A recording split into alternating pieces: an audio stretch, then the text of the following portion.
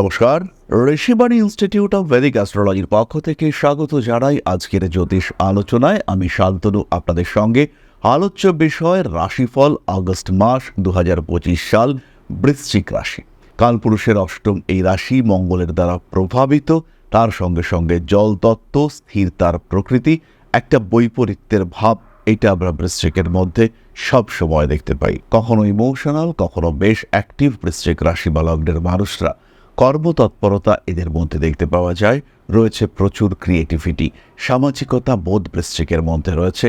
আর তার সঙ্গে সঙ্গে রয়েছে প্রচুর রাগ, হঠাৎ রেগে যাওয়া, হিউজ ইগো প্রবলেম, এই সমস্ত আমরা বৃশ্চিকের ক্ষেত্রে দেখতে পাই।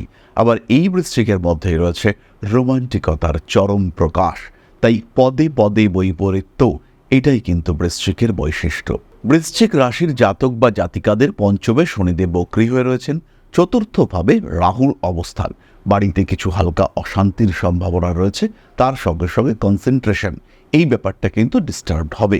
তার সঙ্গে সঙ্গে social media, mobile phone, video game, computer game, mobile game, বিভিন্ন অ্যাপস ইত্যাদির প্রতি আকর্ষণ বাড়বে এবং তার কারণে আপনার সময় কিছুটা নষ্ট হবে এবং অবশ্যই হবে। চতুর্থভাবে রাহু, যারা বাড়ি বিক্রি করতে চাইছেন তাদেরকে সাপোর্ট করবে। বাড়ি কেনাকাটা, পরিবর্তন, ভাড়া পরিবর্তন ইত্যাদিরও সংযোগ রয়েছে এবং বাড়িতে কিছু পরিবর্তনের সংযোগ এটাও এই সময় দেখতে পাওয়া যাবে। ফার্নিচারের পরিবর্তন, ডেকোরেশনের পরিবর্তন, ইন্টেরিয়ার চেঞ্জ, এই সমস্ত বিষয় কিন্তু সৃষ্টি হতে পারে। বৃশ্চিকের গোপন শত্রুতা কিছুটা বাড়তে দেখতে পাওয়া যাবে। পারিপার্শ্বিক পরিস্থিতির জটিলতার কারণে কিছু ব্যয় বৃদ্ধির সম্ভাবনা এটাও কিন্তু আগস্টে হতে চলেছে। মানুষকে টাকা পয়সা ধার দিয়ে বেকায়দায় পড়তে পারেন বৃশ্চিক। অনেক দিনের পুরনো বন্ধু, ভীষণ কাছের আত্মীয় এসে টাকা চাইলেন এবং আপনিও সেই টাকা দিলেন। এই যে টাকা দেওয়া হলো, এর ফলে কিন্তু বৃশ্চিকের অর্থনৈতিক দিক থেকে একটা চাপ আসতে পারে এবং এই টাকা পয়সা দেওয়ার সময় ভাবনা চিন্তা করতে হবে, বুঝে দিতে হবে। যদি খুব প্রয়োজন হয় দেওয়া যেতে পারে, কিন্তু এমন অ্যামাউন্ট দিতে হবে যেটা না এলেও, নির্ধারিত সময়ের মধ্যে না এলেও আপনার কোনো অসুবিধা হবে না। বন্ধু এসে বলল যে 50,000 টাকা ট্রান্সফার করো, 7 দিনের মধ্যে দিচ্ছি বা সামনের রোববার দিচ্ছি। তো এমন টাকাটা ট্রান্সফার করবেন যেটা যদি সামনের রোববারের মধ্যে নাও পান, তাহলে যেন কোনো অসুবিধা না হয়। হালকা মাথা গরম হওয়ার সম্ভাবনা বৃশ্চিকের ক্ষেত্রে দেখতে পাওয়া যাবে। অ্যাভয়েড করতে হবে সমস্ত রকম হঠকারিতা। পুরনো রিলেশনশিপ ফেরত আসতে পারে। বাবার সমতুল্য, বাবা নয়, বাবার তুল্য কোনো মানুষ, যেমন কাকা হতে পারেন, জেঠু হতে পারেন বা টিচার হতে পারেন, এদের কারো শারীরিক সমস্যার কারণে আপনার দুশ্চিন্তা, উৎকণ্ঠা কিছুটা বৃদ্ধির সম্ভাবনা এটা দেখতে পাওয়া যাবে। বৃশ্চিক রাশি বা লগ্নের মানুষদের কর্মক্ষেত্রের জায়গাটি বেশ ভালো এবং 17 তারিখের পর থেকে, অর্থাৎ রবি দশমে প্রবেশ করার সাথে সাথে কর্মক্ষেত্রে একটা কন্ট্রোল, এটা কিন্তু বৃশ্চিক লাভ করবেন। এই সময় কর্মক্ষেত্রে প্রমোশন, ডেভেলপমেন্ট ইত্যাদির সম্ভাবনা বাড়তে দেখতে পাওয়া যাবে। কর্মক্ষেত্রে কিছুটা ইনক্রিমেন্ট হওয়ার সুযোগ, সেটাও কিন্তু বৃশ্চিকের ক্ষেত্রে হতে পারে। সমস্ত রকম অনৈতিক কার্যাবলী থেকে বৃশ্চিককে দূরে সরে থাকার চেষ্টা করতে হবে। বৃশ্চিকের জীবনের কিছু প্রতিবন্ধকতা, সেটা যেমন সৃষ্টি হতে পারে, আবার বেশ কিছু প্রতিবন্ধকতা থেকে মুক্তির সম্ভাবনা, সেটাও কিন্তু বৃশ্চিকের ক্ষেত্রে দেখতে পাওয়া যাবে। রাজনৈতিক সক্রিয়তা কমাতে হবে। ইনফ্যাক্ট কর্মক্ষেত্রে পলিটিক্স, সেটা থেকেও দূরে থাকা যেতে পারে। আপনি যদি সেলস, মার্কেটিং ইত্যাদি পেশার সঙ্গে যুক্ত থাকেন, অর্থাৎ পেশার ক্ষেত্রে যদি আপনার কোনো একটা স্পেসিফিক টার্গেট থাকে, আপনার পেশায় যদি কোনো টার্গেট থাকে, সেলস, মার্কেটিং এই ধরনের পেশা, সেখানে উন্নতির সম্ভাবনা রয়েছে। কিন্তু তার সঙ্গে সঙ্গে খেয়াল রাখতে হবে ডিপ্লোম্যাটিক অ্যাটিটিউড, এখান থেকে সরা যাবে না। স্পষ্টবাদী মানসিকতা, বসকে একটু বোঝানোর প্রচেষ্টা, এগুলো কিন্তু নেগেটিভ ইম্প্যাক্ট ক্রিয়েট করতে পারে। কর্মক্ষেত্রে রাসায়নিক পদার্থ থেকে সাবধানতা অবলম্বন করতে হচ্ছে। বিভিন্ন ধরনের অ্যাসিড, কেমিক্যালস, এগুলো আপনার জীবনে সমস্যা নিয়ে আসতে পারে। কর্মক্ষেত্রে যদি কোনো পরিস্থিতিগত জটিলতা সৃষ্টি হয়, তাহলে অপেক্ষা করুন, মিস্ত্রিকে ডাকুন, তাকে দিয়ে সারান। নিজের বেশি সাহসিকতা প্রদর্শন করবার কোনো প্রয়োজন কিন্তু নেই। ব্যবসায়িক ক্ষেত্রে কম বেশি ডেভেলপমেন্ট দেখতে পাওয়া যাবে।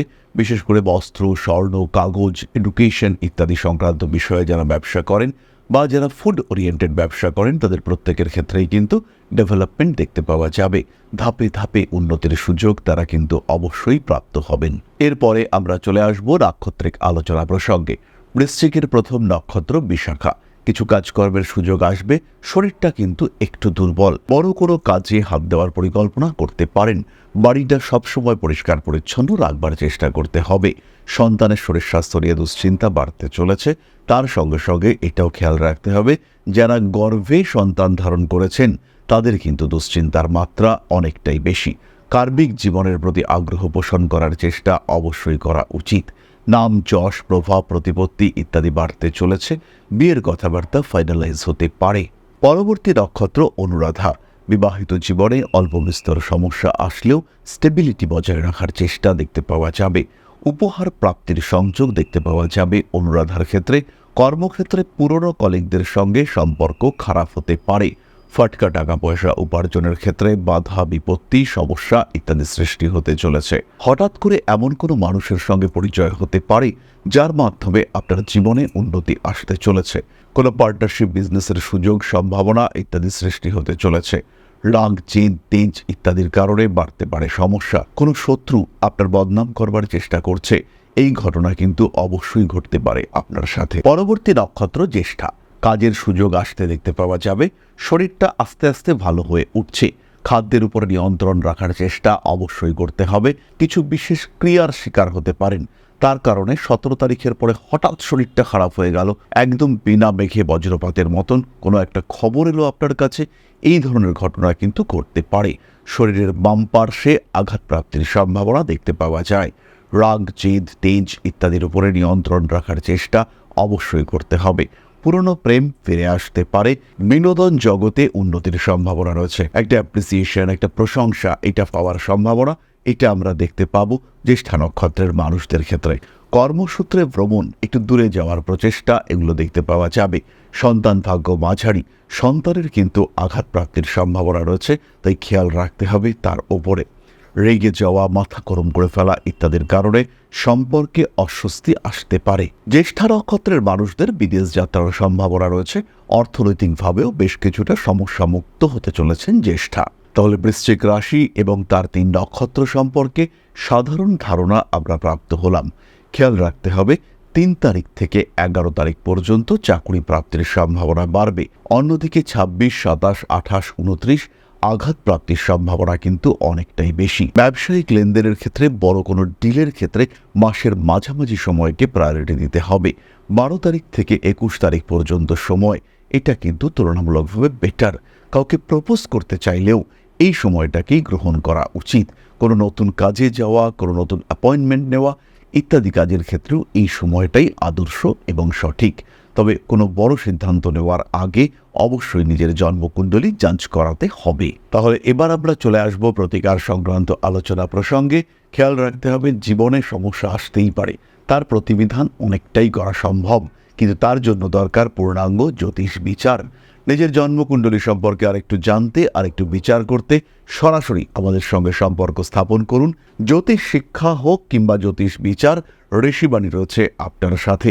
উত্তর কলকাতা, দক্ষিণ কলকাতা, তার সঙ্গে সঙ্গে আগরতলা এবং দুর্গাপুরেও প্রতি মাসে আমরা থাকছি আপনার সাথে। সরাসরি সাক্ষাৎকারের জন্য আজই বুক করুন আপনার অ্যাপয়েন্টমেন্ট। তাহলে চলে আসি সাধারণ প্রতিকারের কথায়।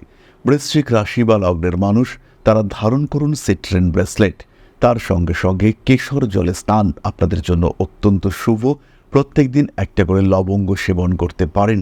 অফিস ব্যাগে কিংবা টাকা রাখার বাক্সে রাখতে পারেন হরিতকি। যেহেতু চতুর্থ ভাবে রাহু অবস্থান করে রয়েছে, তাই অবশ্যই পাঠ করুন মহামৃত্যুঞ্জয় মন্ত্র। তাহলে এবার আমরা চলে আসব আলোচনার পরবর্তী পর্যায়ে। তবে তার আগে ছোট্ট একটি বিষয় আপনাদের সঙ্গে শেয়ার করব। আশা করি পরম পিতার আশীর্বাদে সবাই খুব ভালো আছেন। জীবনে চলার পথে বিভিন্ন সময়, বিভিন্ন ক্ষেত্রে আমরা প্রত্যেকেই কিছু না কিছু জনহিতকর কার্য করে থাকি। রাস্তায় যদি একজন মানুষ এসে আমাদের কাছে সাহায্য চায়, আমরা যতটুকু সম্ভব তাকে সাহায্য করবার চেষ্টা করি।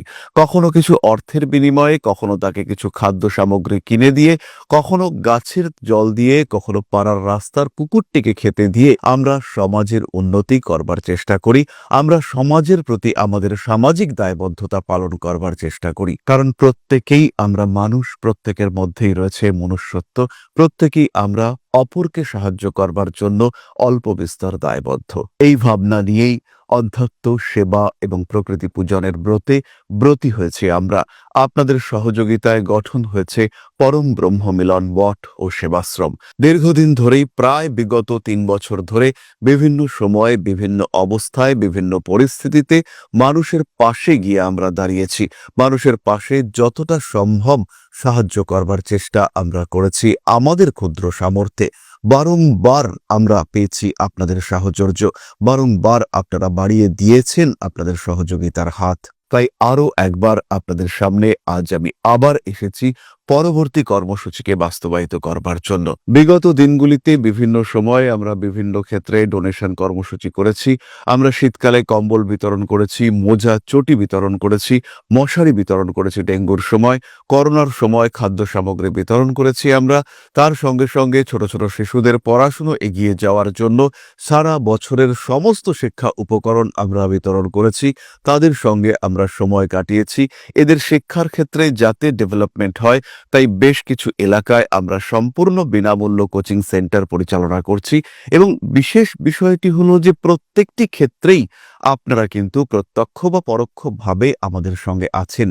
এই কর্মসূচিগুলিকে সঠিকভাবে এগিয়ে নিয়ে যাওয়ার জন্য এবার প্রয়োজন হয়ে পড়েছে একটি পরিকাঠামো, একটি সুগঠিত আশ্রমের, যেখানে বেশ কিছু মানুষ আশ্রয় পাবে, যেখানে বেশ কিছু বৃদ্ধ বৃদ্ধা তাদের দিনগুলিকে আরেকটু খুশির মধ্যে নিয়ে আসতে পারবেন, যেখানে বেশ কিছু অসহায় শিশু তাদের অভিভাবক খুঁজে পাবে, যেখানে বেশ কিছু নিষ্পাপ প্রাণ বিকশিত হওয়ার সুযোগ পাবে, যেখানে বেশ কিছু নিষ্পাপ প্রাণী তারা তাদের আশ্রয় খুঁজে পাবে। এই আশ্রম পরিকল্পনার জন্য, তার পরিকাঠামো নির্মাণের জন্য আমরা একটি জায়গা সিলেক্ট করেছি।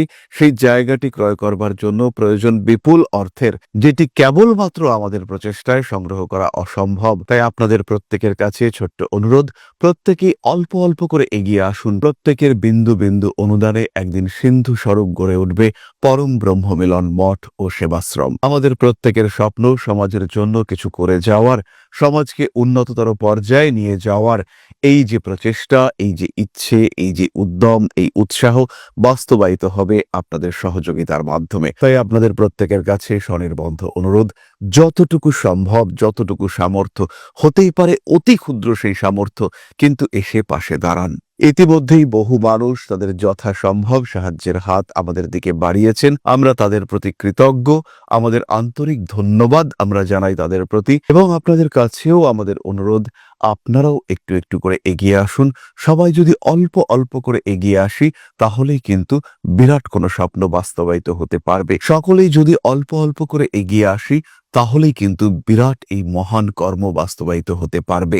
একদিন আমার আপনার প্রত্যেকের স্বপ্ন পরম ব্রহ্ম মিলন মঠ ও সেবাশ্রম আধ্যাত্ম, সেবা এবং প্রকৃতি পূজনের এই মহান দায়িত্ব নিয়ে এগিয়ে আসতে পারবে, একটি জায়গা তৈরি করতে সক্ষম হবে। সবাইকে জানাই অগ্রিম ধন্যবাদ এবং শুভেচ্ছা। সবাই খুব ভালো থাকবেন। নমস্কার। তাহলে এবার আমরা চলে আসি আপনাদের প্রশ্ন পর্যায়ে। ইন্দ্রজিৎ দাস, 26/12/1996, জন্মের সময় বিকেল 4:55, হাওড়া, সরকারি চাকরি আর বিবাহ নিয়ে কিছু বলুন। ইন্দ্রজিৎ বাবু, আপনার জন্মকুণ্ডলিতে সরকারি চাকরি প্রাপ্তির সম্ভাবনা পুরোপুরি রয়েছে। 2025-2026 এই দুটি বছরই কিন্তু আপনার চাকরি প্রাপ্তির সংযোগ দেখতে পাওয়া যাবে। রাজ্য সরকারি চাকরির পরীক্ষায় আপনি অবশ্যই অ্যাপিয়ার করতে পারেন। তবে যদি বর্তমানে আপনি কোনো কন্ট্রাকচুয়াল জব করে থাকেন অথবা কোনো সরকারি অফিসে আপনি সংযুক্ত হয়ে থাকেন, সেই ক্ষেত্রে এই প্রবণতা কিন্তু অনেকটা কমতে দেখতে পাওয়া যাবে। সেই ক্ষেত্রে আপনার চাকরি প্রাপ্তির সম্ভাবনা কম হতে দেখতে পাওয়া যাবে। পরবর্তী বিষয়টি হলো বিবাহ। চাকরিরতা কন্যার সাথে আপনার বিবাহের সম্ভাবনা রয়েছে এবং বিবাহিত জীবন মাঝারি। অল্প বিস্তর অশান্তি থাকলেও আলটিমেটলি বিবাহিত জীবন কিন্তু সুস্থ এবং শান্তিপূর্ণভাবেই আপনি কাটাতে পারবেন। দুশ্চিন্তার কোনো কারণ কিন্তু এখানে থাকছে না। নিজের খেয়াল রাখবেন, নিজের যত্ন নেবেন। হজম সংক্রান্ত সমস্যা এবং স্নায়ু সমস্যা আপনাকে বেশ ভোগাতে পারে। তাহলে আজকের আলোচনা আমরা আর দীর্ঘায়িত করব না। সবাই সুস্থ থাকুন, ভালো থাকুন। মা শ্রী শ্রী আদিশক্তির আশীর্বাদে আপনাদের জীবন আরো আরো আরো সমৃদ্ধ হয়ে উঠুক। জয় মা আদিশক্তি। নমস্কার। ओम अकारादि पंचाशद्वर्णेभ्यो स्वाहा। ओम प्रतिपादादि तिथिभ्यो स्वाहा। ओम कृष्णपक्षाय स्वाहा। ওং শুক্লপক্ষায় স্বাহা, ওং অমাবস্যায় স্বাহা, ওং পূর্ণিমায় স্বাহা।